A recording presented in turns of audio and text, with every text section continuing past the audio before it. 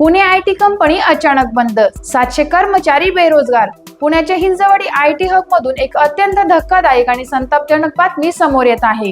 Hinjawadi phase 2 मधील think technology India he IT company कोणतीही पूर्वसूचना न देता अचानक रातोरात बंद पडली असून 700 हून अधिक सॉफ्टवेअर इंजिनियर्स आणि फ्रेशर्सवर बेरोजगारीची कुऱ्हाड कोसळली आहे। हिंजवडी फेज 2 मधील गेरा इम्पिरियल राईस इमारतीतून कार्यरत असलेल्या या कंपनीवर 700 इंटर्न्स आणि कर्मचाऱ्यांच्या 4 महिन्यांहून अधिक काळ पगार न दिल्याचे गंभीर आरोप आहेत। कर्मचाऱ्यांच्या म्हणण्यानुसार फेब्रुवारी 2026 पासून दर महिन्याला 7 किंवा 8 तारखेला मिळणारा पगार अचानक बंद झाला।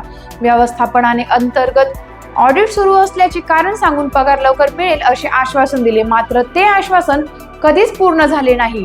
अनेक कर्मचाऱ्यांनी बँकेत जमा केलेले पगाराचे चेकही बाउन्स झाले। याशिवाय कर्मचाऱ्यांवर लॅपटॉप आणि उपकरणांसाठी 15,000 रुपयांचे सिक्युरिटी डिपॉझिट भरण्याचा दबावही आणल्याचे आरोप आहेत। त्यामुळे अनेक कर्मचाऱ्यांनी घर भाडे, EMI आणि दैनंदिन खर्च भागवणे कठीण झाले आहे।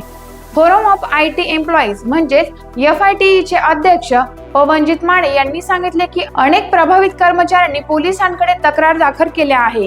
CEO हर्षल भानुदास ठाकरे यांच्या विरोधात फसवणुकीचा गुन्हा दाखल करण्याची मागणी केली आहे।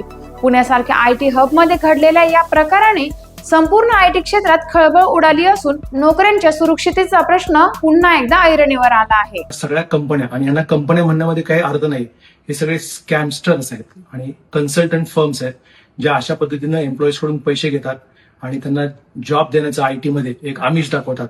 तर माझी पुन्हा एकदा राज्य सरकारला विनंती आहे की अशा सगळ्या स्कॅमर कन्सल्टंटची आपण एक लिस्ट बनवावी आणि खरंच या कंपन्यांमध्ये एवढी हायरिंगची कॅपॅसिटी आहे का? कारण का एखादी कंपनी 10 एम्प्लॉईज घेताना विचार करते, पण इथं हजार एम्प्लॉईज हे लोक घेऊन ठेवतात आणि यांच्याकडे कोणतेही प्रोजेक्ट्स नाहीयेत।